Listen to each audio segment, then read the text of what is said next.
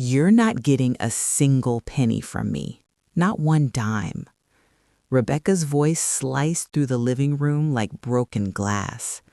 We had just returned from my husband Victor's funeral less than an hour earlier, and already the house felt like a battlefield. My own daughter stood across from me, holding a folder that contained Victor's will. Her fingers gripped the papers like a trophy she'd just won. "The money is mine now, Mom," she said coldly. $300 million, every cent. I blinked slowly, trying to process what I was hearing. Only 12 hours had passed since we buried the man I'd loved for 40 years, and somehow my daughter had turned into a stranger. "Rebecca," I said softly, my voice shaky from crying all day, "we just buried your father. Can we please talk about this later?" She laughed, not a sad laugh, a cruel one. "You know what's funny?" she said. "For 40 years, you lived off Dad's money like it was your personal allowance." Her eyes narrowed. "But those days are over." The words felt like a slap. "This house belongs to me now. The money belongs to me. And you?" She shrugged casually. "You're basically extra baggage." In the corner of the room stood Arthur, our longtime family lawyer. He shifted uncomfortably, adjusting his glasses. He had read Victor's will earlier that morning, and according to the document, Rebecca inherited everything. Every property, every account, every investment, all $300 million. "You have 24 hours to leave," Rebecca continued, pacing the room like she owned the world. "And honestly, that's generous." My hands trembled, but not from fear, from disbelief. This was the little girl whose nightmares I used to calm, the girl whose scraped knees I used to bandage, the girl I had once carried on my shoulders through Disneyland. Now she was kicking me out of my own home. "Rebecca, please," I whispered. For a moment, I thought I saw hesitation in her eyes, but it vanished instantly. "Save the drama," she snapped. "You're not my responsibility." Arthur cleared his throat quietly. "Rebecca," he said carefully, "did you read the entire will?" Her head snapped toward him. "What's that supposed to mean?" Arthur glanced at me for half a second. It was subtle, but I caught it. A tiny signal. Rebecca noticed too. "What are you two looking at each other for?" she demanded. Arthur straightened his tie. "Nothing important," he replied calmly. Rebecca scoffed.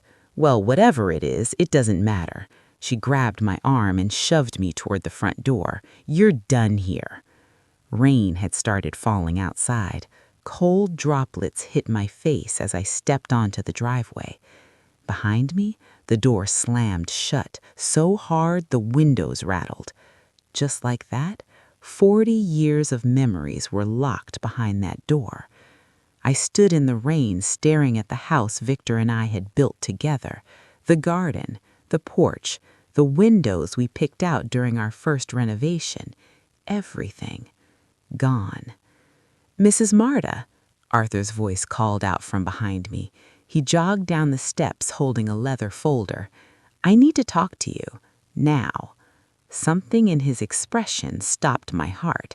It was the same look Victor used to get whenever he had a secret plan. Arthur lowered his voice.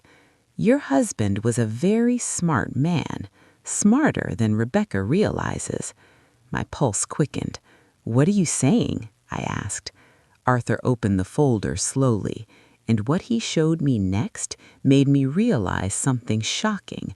Rebecca thought she had just won everything, but she had absolutely no idea that Victor had already planned for this exact moment. Arthur didn't say another word until we were both inside his car. Rain tapped softly against the windshield as he pulled away from the curb, leaving the house behind us. For 40 years, that place had been my home. Now it looked like someone else's life, Arthur drove quietly through the streets until we reached his office downtown. The whole ride felt surreal, like I was watching someone else's nightmare unfold. When we stepped inside his office, he locked the door. That's when I knew something serious was coming. "Please sit down, Marta," he said gently. I lowered myself into the leather chair across from his desk, my soaked black dress clinging to my arms. Arthur opened the folder he'd carried out of the house. Several documents slid onto the desk. "Rebecca believes she inherited everything," he said. I nodded weakly.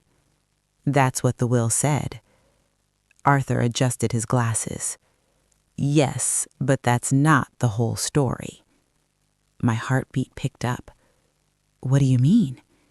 He pointed to a paragraph buried deep inside one of the legal documents. "6 months ago, Victor added a clause to the will." I frowned. "Why didn't he tell me?" Arthur sighed. "Because he needed your reaction today to be genuine." My stomach tightened. Arthur leaned forward. Victor suspected Rebecca had changed. Images flashed through my mind.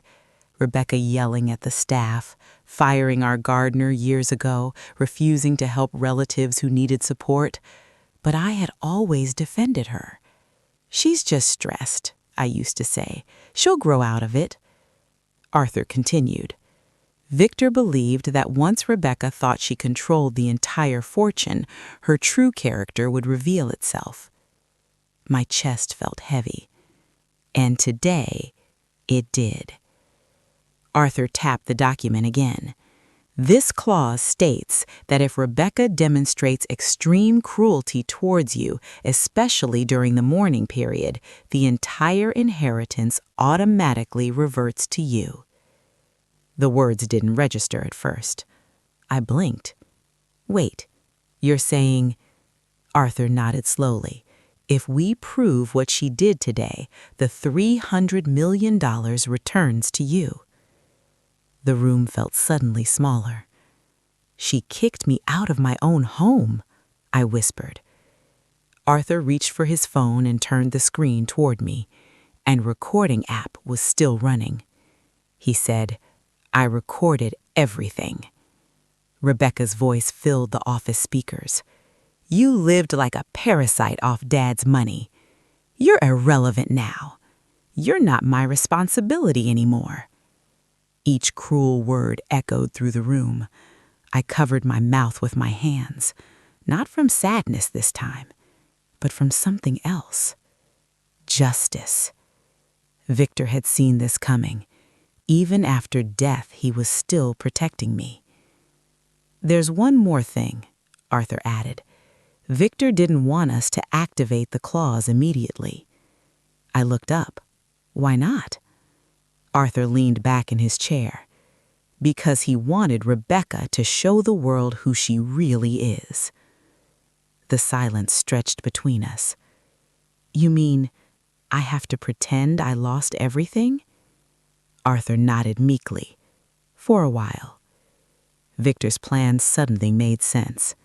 Rebecca believed she controlled absolute power, and absolute power reveals the truth about a person faster than anything else. "How long?"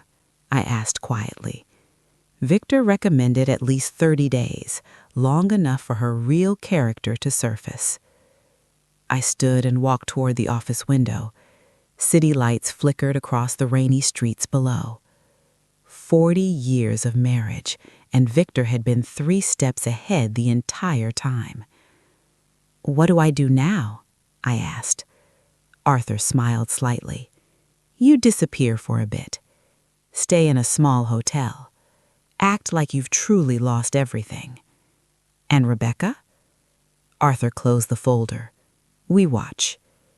He paused before adding quietly, "Because once people think they control hundreds of millions of dollars, they usually reveal exactly who they really are." I took a deep breath. Victor wasn't just protecting me. He was testing our daughter. And something told me Rebecca was about to fail that test spectacularly. But what I didn't know yet was how far she was about to go. Because only 3 days later, Arthur called me with news that made my blood run cold.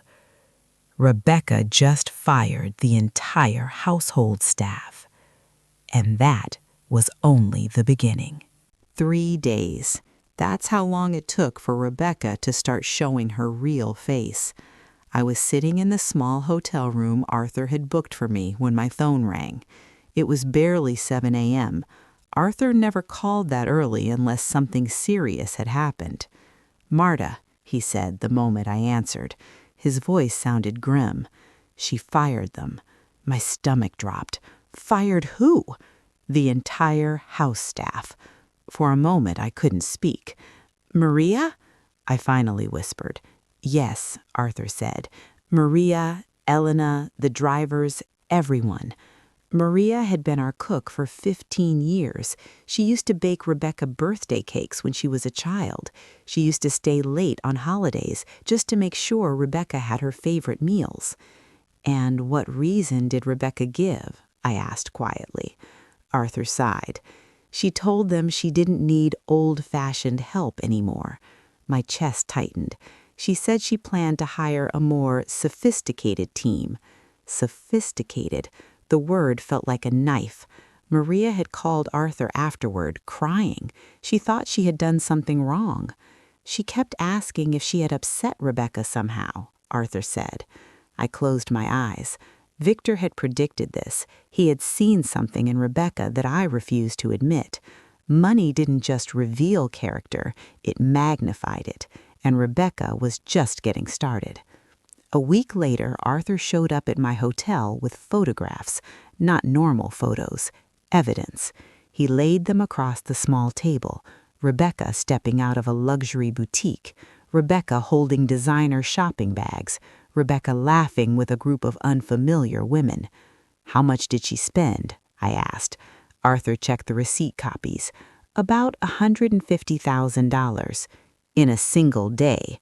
My jaw tightened. But what hurt most wasn't the money, it was the people around her. Those women weren't friends, they were parasites, the kind that magically appear when someone suddenly becomes rich. In one photo, Rebecca stood outside a champagne bar wearing a gold dress that probably cost more than Maria made in a year, and she looked proud, like she had finally become the person she always wanted to be. Arthur flipped to another photo. This one was taken at the country club yesterday. My heart skipped. Victor and I had been members there for 20 years. "What happened?" Arthur hesitated. "She canceled your membership." The words landed like a punch. "She told the manager she didn't want your name associated with hers anymore." I stared at the photo, Rebecca standing at the front desk with that same cold expression, like I had never existed. "She's erasing you," Arthur said quietly, "and she's doing it deliberately." But the worst moment came a few days later. Arthur called again. This time his voice sounded darker than before. "Marta, something happened tonight." "What is it?" "There was a charity gala." My heart sank. Victor had organized that event every year. It raised millions for families in need. Rebecca had attended every single one growing up. "She interrupted the entire event," Arthur said, "and canceled every donation your family pledged." My breath caught. "What?" "She told everyone the money had better uses." Arthur paused before adding the part that broke my heart. "She said charity was a waste of money." I felt tears running down my cheeks, but Arthur wasn't finished. "There's video footage," he said, "and you need to see it." He slid his phone across the table. Rebecca standing on stage in front of a stunned audience. Then she said something that made my hands shake. "My father was a sentimental fool." The room inside the video fell silent. "And I'm smarter than he was." Arthur stopped the video. Neither of us spoke. Victor had tried to save her, but Rebecca had crossed every line imaginable. Arthur finally looked at me. "Marta, it's time. You can activate the clause. You can take everything back. I stared out the hotel window at the city lights. Rebecca had humiliated her father's legacy. She had erased me from her life. She had turned her back on everything we taught her. And yet, I still wasn't ready to pull the trigger. "Not yet," I said quietly. Arthur frowned. Why? Because Victor hadn't just wanted revenge, he wanted redemption. "I want to see how far she falls first," I said. Arthur slowly nodded, but neither of us realized something shocking was about to happen, because only 2 weeks later, Rebecca was about to lose $50 million, and that disaster would force her to do something she never imagined. She was going to call me for help. The fall came faster than I expected. Exactly 3 weeks after Rebecca kicked me out of the house, Arthur called me early one morning. I could hear tension in his voice immediately. "Marta, we have a problem." I sat up in the small hotel bed. "What happened?" Arthur paused before answering. "Rebecca lost $50 million. For a moment, I thought I heard him wrong. 50 million? Yes. I leaned back against the headboard, stunned. How? Arthur exhaled slowly. Scammers. Apparently, Rebecca had met a group of investors at an exclusive party downtown. They introduced themselves as international art dealers. According to them, they ran a luxury art import business in Europe that guaranteed massive profits. And Rebecca, convinced she was suddenly some kind of financial genius, jumped in head first. "She signed the documents without even consulting me," Arthur said. My eyes widened. "She didn't call you?" "Nope." Arthur's tone carried a hint of disbelief. "She told them she didn't need lawyers anymore because she trusted her instincts." That was exactly the kind of arrogance Victor had warned about. "How much did she invest?" I asked. 50 million. The number hung in the air. 1/6 of the fortune Rebecca believed she controlled. "And the investors?" I asked. "Gone. Fake identities, fake companies, fake accounts. They disappeared overnight. Professional con artists. Victor used to say greedy people were the easiest targets in the world. Looks like he had been right." That afternoon, something happened I never expected. My phone rang. The caller ID froze me in place. Rebecca. For several seconds, I just stared at the screen. Then I answered. "Hello?" Her voice sounded different, smaller, almost fragile. "Mom?" The word hit me like a wave. She hadn't called me that since the day she kicked me out. "Yes, Rebecca." There was a long silence. "I need to talk to you." Her voice cracked. "Can we meet?" I closed my eyes for a moment. Part of me wanted to hang up after everything she had done, after everything she had said. But another part of me remembered the little girl who used to crawl into my bed during thunderstorms. "Where?" I asked calmly. "At the house." 30 minutes later, I stood on the front porch of the home I had been forced to leave. Rebecca opened the door immediately, and the moment I saw her, I knew things were bad. Her hair was messy, her makeup was smudged. She looked exhausted, not like the confident woman in Arthur's photos. "Come in," she said quietly. The house looked completely different. Rebecca had replaced our furniture with cold, modern pieces. Family photographs were gone. Even Victor's favorite paintings had disappeared. It no longer felt like a home. It felt like a showroom. Rebecca sat down heavily on the couch.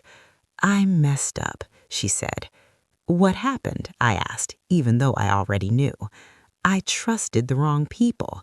Her voice trembled. "They took $50 million. She buried her face in her hands. "I feel like such an idiot." For the first time since Victor died, Rebecca looked completely lost. I sat across from her. "Rebecca," I said carefully, "what do you want from me now?" She hesitated, then said something I never expected.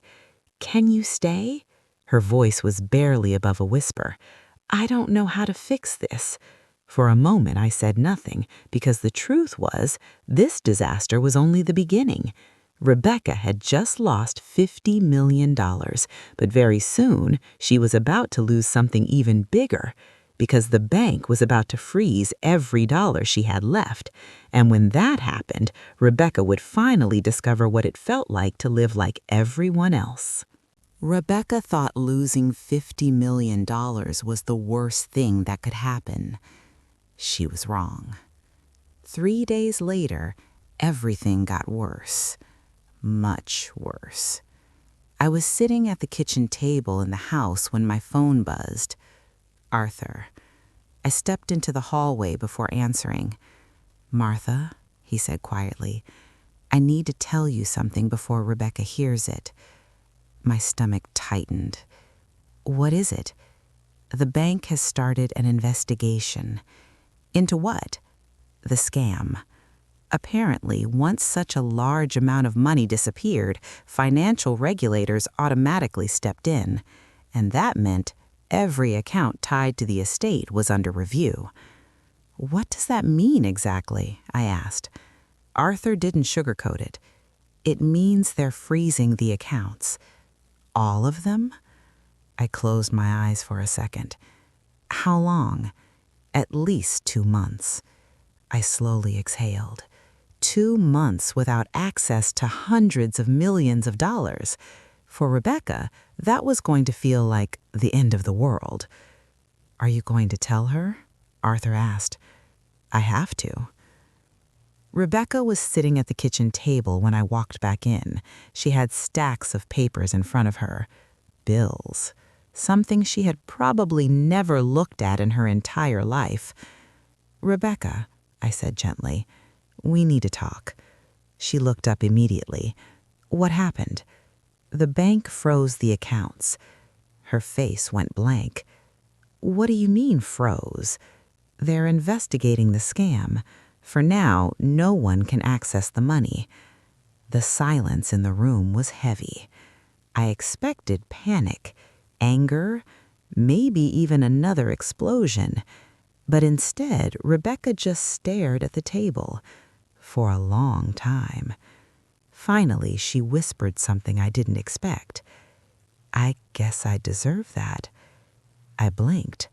"What?" She shrugged weakly. "After everything I did, maybe this is karma." That response caught me off guard, because a month ago, Rebecca would have blamed everyone except herself. But now, she sounded different. The next few weeks were a shock for her. Without access to the estate accounts, Rebecca had to live off whatever cash she had left, and the reality of our lifestyle hit her like a brick. One morning, she sat at the kitchen table, staring at a pile of bills.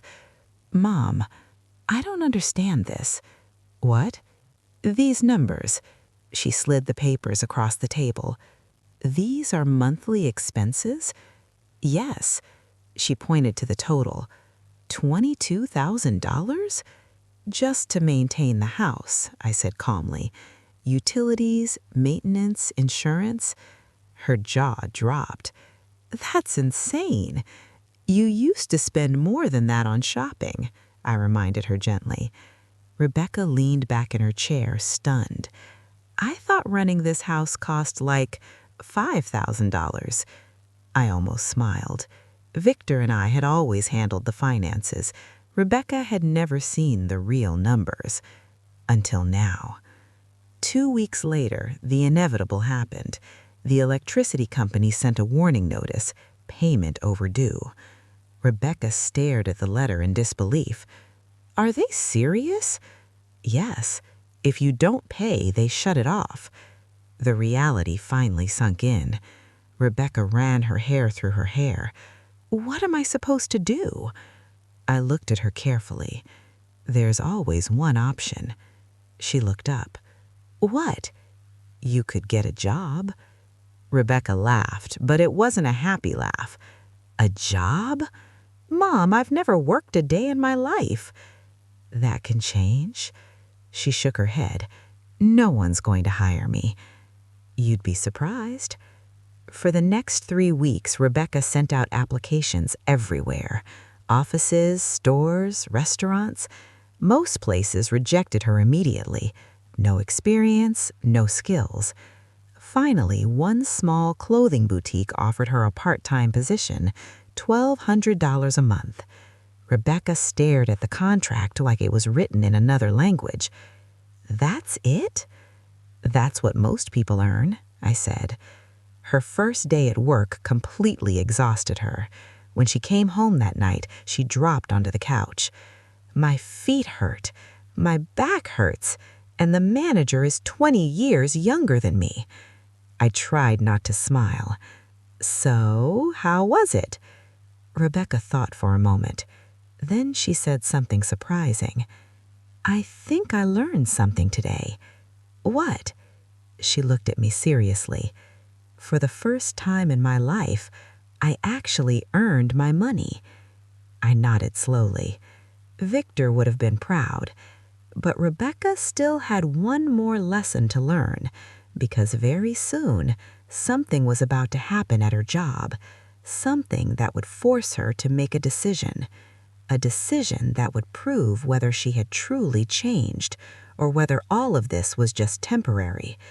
And it involved a coworker, a hospital bill, and $15,000 Rebecca didn't have. Rebecca had been working at the boutique for about 3 weeks when I noticed something changing in her. At first, she complained every night. "My feet are killing me. The customers are rude. The manager treats me like I'm clueless." But slowly, the complaints started turning into stories. One evening, she came home, dropped her bag on the kitchen chair, and sat down across from me. "Mom," she said, "there's this woman at work." "What about her?" "Her name's Danielle." Rebecca rested her chin on her hands. "She's incredible." That word caught my attention. Incredible how? Rebecca thought for a moment. "She works the morning shift and the evening shift." "2 jobs?" Rebecca nodded. "She has 3 kids and takes care of her sick mom, and she never complains." Rebecca looked confused. "I don't get it. She's always smiling." That surprised me. Rebecca used to judge people by their clothes, their cars, their bank accounts. Now she was admiring someone who had none of those things. "Have you talked to her much?" I asked. "A little," Rebecca said. "She told me she's been working there for 12 years. Rebecca stared down at the table. "Mom, I complained about losing $50 million, but Danielle probably hasn't seen 50,000 at once in her entire life." The realization seemed to shake her. "And she's stronger than I am." I didn't say anything, because this was exactly the kind of lesson Victor had hoped Rebecca would learn. A few days later, Rebecca came home looking shaken. She dropped into the kitchen chair and stared at the floor. "Something bad happened today," she said quietly. "What happened?" "It's Danielle." Rebecca swallowed hard. "She got a call from the hospital." My chest tightened. "Her youngest son was in an accident." "Oh, no." "He needs surgery," Rebecca said, "and insurance won't cover everything." "How much?" Rebecca looked at me. $15,000. The number hung in the air. For Rebecca's old life, $15,000 was nothing, a shopping trip, a designer handbag. But now, it was more money than she had available. "What is Danielle going to do?" I asked. Rebecca shook her head. "She doesn't know. She was crying in the break room." Rebecca stared at the wall for a long moment. Then she said something quietly. "Mom, I have jewelry worth more than that." I looked at her. "And?" "I bought a diamond bracelet last month, $20,000. She sighed. "I don't even like it." Her voice softened. "But Danielle's son might die without that surgery." She looked straight at me. "I think I should sell it." I didn't answer right away. because this moment mattered. This was the real test. Victor's plan had never been about money. It was about character. "What do you think?" Rebecca asked nervously. I met her eyes. "I think you already know the right answer." Rebecca nodded slowly. The next morning, she took the bracelet to a jewelry buyer. She came home with a small envelope of cash, $15,000. When she gave the money to Danielle later that afternoon, the woman burst into tears. Rebecca told me about it that night. "She hugged me so hard I thought my ribs would break, and she kept saying thank you over and over." Rebecca smiled softly. "Mom, I've never felt anything like that before." "What do you mean?" She leaned back in her chair. "Buying expensive things never made me feel like that, but helping someone, that felt real." I felt a quiet warmth in my chest. Victor had been right. Rebecca was changing, but we still didn't know if the change would last, because life had one more surprise waiting for her, and it arrived only a week later, in the form of a letter that would completely change Rebecca's future. When she opened it and read the words inside, she looked up at me in shock. "Mom, I just inherited $75 million." And suddenly, Rebecca faced the biggest test of all. Would the money turn her back into the person she used to be, or had she truly changed? Because this time, the choice would be hers. Rebecca sat at the kitchen table, staring at the letter like it might disappear if she blinked. $75 million? She whispered again. The envelope rested between her fingers, slightly crumpled from how tightly she had been holding it. "From Uncle Tobias?" I leaned back in my chair and watched her carefully. Tobias had been Victor's younger brother, a quiet man who rarely visited but always stayed in touch. Most people didn't even know how wealthy he was. Apparently, Rebecca was now his sole heir. "When did he pass away?" Rebecca asked. "Last month," I said gently. Rebecca looked down again at the letter. 2 months ago, this news would have sent her straight into celebration mode. Champagne, shopping, parties. But now she just looked thoughtful. "How do you feel about it?" I asked. Rebecca sighed. "Honestly, yes." She tapped the letter against the table. "I don't know." That surprised me. "What do you mean you don't know?" Rebecca shrugged. 2 months ago, this would have fixed everything. She laughed softly. "I would have jumped in a limo and started planning vacations. But now," her voice faded, "now it feels different." I leaned forward slightly. "How so?" Rebecca stared toward the window. "Working at the boutique changed something." "What?" She realized something weird. "What's that?" She smiled faintly. "I'm actually proud of myself." The sentence sounded simple, but for Rebecca, it meant everything. For the first time in my life, when someone says thank you to me, I know I earned it. I nodded slowly. "And the money?" Rebecca looked back at the letter. "I keep thinking about Danielle's son." "The surgery? The way she cried when I helped her?" Rebecca folded the letter carefully. $75 million could help a lot of people. Her words carried a seriousness I hadn't heard from her before. "What would you do with it?" I asked. Rebecca didn't hesitate. "First, I'd fix everything I broke." I raised an eyebrow. "Meaning?" "Maria, Mr. Rossi, the charity foundations I cut off." She looked down at the table. "And you." Her voice softened. "I'd make things right." Then she stood up and walked toward the kitchen counter.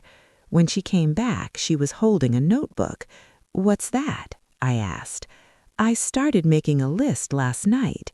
Rebecca opened it and slid it across the table. Pages of names filled the paper. People she had hurt, employees she had fired, charities she had embarrassed. Next to each name were notes, plans, amounts of money, ways to help. I stared at the list quietly. "Rebecca," I said softly. "Yes? Your father would be proud of this." Her eyes filled with tears. "I hope so." For a moment, neither of us spoke. Then Rebecca asked something that caught me off guard. "Mom, can I ask you something?" "Of course." "Do you think Dad would forgive me?" The question hung heavy in the air. Victor loved Rebecca more than anything, even when he worried about her. "Your father never stopped loving you," I said gently. Rebecca nodded slowly. Then the phone rang. It was Arthur. His voice sounded serious. "Marta, I need both of you to come to my office tomorrow morning." Rebecca frowned. "What's going on?" "There's something you need to know about Tobias's inheritance." "What kind of something?" I asked. Arthur paused. "The inheritance comes with a condition." Rebecca and I exchanged a look. "A condition?" she asked. "Yes." Arthur's voice dropped slightly. "And your mother is the one who decides whether you get the money." Rebecca stared at me in confusion, but what Arthur didn't say yet was the truth. This inheritance wasn't just a gift, it was the final test Victor had planned, and tomorrow Rebecca would finally learn that the last 3 months of her life had never been an accident. They were all part of a plan, her father's plan. The next morning, Rebecca and I arrived at Arthur's office early. Rebecca was still wearing her boutique uniform, simple black pants, flat shoes, a name tag pinned to her shirt. Just a few months ago, she wouldn't have been caught dead wearing something like that, but now she didn't seem embarrassed at all. Arthur greeted us with a serious expression. "Please have a seat." Rebecca sat down across from his desk, clearly nervous. "So what's this condition about?" she asked. Arthur folded his hands. "Rebecca, your Uncle Tobias trusted your father's judgment more than anyone else's." Rebecca nodded slowly. "That sounds like him." Arthur opened a thick folder on his desk. "Before Tobias passed away, he wrote a special condition into the inheritance." Rebecca leaned forward. "What kind of condition?" Arthur slid the document across the desk. "The $75 million can only be released if your mother certifies that you have truly changed." The room went completely silent. Rebecca slowly turned her head toward me, her eyes filled with confusion. "You decide?" she asked quietly. I nodded. Arthur continued speaking. "Your Uncle Tobias believed Marta would know whether you were ready to handle that kind of money responsibly." Rebecca stared at the table. "So if Mom says no, I don't get the inheritance?" "That's correct," Arthur replied calmly. Rebecca sat there thinking for a long time. Finally, she looked up. "Mom, can I ask you something?" "Of course." "If you said no, if I lost the inheritance forever, how would you expect me to react?" The question surprised me. "I'd expect you to be honest about how you feel," I said. Rebecca nodded slowly. Then she answered quietly. 2 months ago, I would have begged. I would have cried, made promises, maybe even blamed you." She sighed. "But now?" Rebecca looked straight at me. "I think I'd be okay." Arthur and I exchanged a glance. Rebecca continued. "I learned something these past few months." "What?" I asked. "I can survive without millions." Her voice grew steadier. "I can work, I can help people, I can actually earn something." She reached into her bag and pulled out the same notebook she had shown me the night before. "I already made plans for the money if I receive it." She opened the notebook. Scholarships for students who can't afford college, job programs for single mothers, funding for hospitals like the one that helped Danielle's son. Arthur watched her carefully. "And for yourself?" he asked. Rebecca shrugged. "Enough to live comfortably, but nothing crazy." She smiled slightly. "I don't need 5 houses or 10 cars." The room fell silent again. I took a slow breath because the moment had finally come. "Rebecca," I said gently, "there's something you need to know." She looked at me. "What?" Arthur opened another folder, a much thicker one. "These are documents your father prepared before he died," he said. Rebecca frowned. "My father?" "Yes." Arthur placed the papers on the desk. "This is Victor's real plan." Rebecca's face went pale. "What do you mean, real plan?" I leaned forward. "Your father knew exactly how you would react when you thought you inherited everything." Her eyes widened. "Wait, what?" Arthur spoke calmly. "The $300 million was never truly yours." Rebecca's mouth slowly opened in shock. "Your father created a clause in the will. If you showed cruelty toward your mother after his death, the entire inheritance returned to her." Rebecca looked back at me, stunned. "You knew?" "Yes." Her voice trembled. "So everything these past few months," I nodded slowly, "was part of your father's plan." Rebecca leaned back in her chair, overwhelmed. "My dad planned all of this?" "He loved you," I said softly. "He just knew the only way to save you was to let you fall first." Tears rolled down Rebecca's cheeks. "I kicked you out of the house, and you let me?" "Yes, because I knew one day you'd understand." Rebecca wiped her eyes, and after a long moment, she whispered something quietly. "Dad saved me." But what Rebecca didn't know yet was that Victor had prepared one final surprise, something hidden for years, something that would completely change how we understood everything that had happened. And we were about to discover it inside a locked safe deposit box in New York. 3 months later, Rebecca and I were finally starting to rebuild our lives. The house felt different now, not because of the furniture, but because of the atmosphere. Rebecca had called Maria and personally asked her to come back as our cook. She even visited Mr. Rossi to apologize for how she treated him years ago. To my surprise, he forgave her. "People change," he told her with a gentle smile, "and sometimes they just need the right lesson." Rebecca kept her job at the boutique, too, even though she didn't have to anymore. "I like it," she said one evening. "It reminds me what real life looks like." Arthur had finalized the legal documents weeks earlier. Rebecca and I now shared control of the estate together, but we had also started something new. The Victor Vasquez Foundation. Our goal was simple: use the money to help people the way Victor always wanted.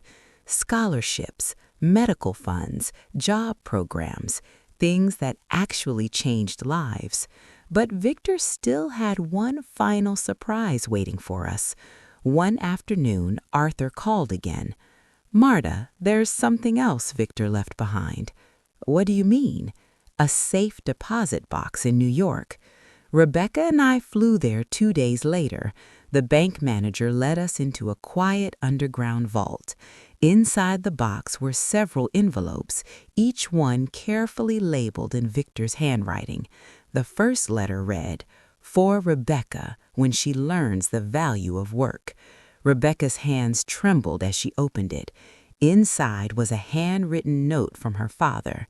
"My dear daughter, if you're reading this, it means you've finally discovered something I always believed was inside you: strength. Work isn't punishment, it's dignity." Rebecca wiped tears from her eyes as she finished reading. The second letter was addressed to me. "For Marta, the strongest woman I know." I unfolded the paper slowly. My love, thank you for being brave enough to let Rebecca learn the hard way. I knew only you could guide her back to the person she was meant to become. But the final letter shocked us both. It was labeled, "For when mother and daughter are family again."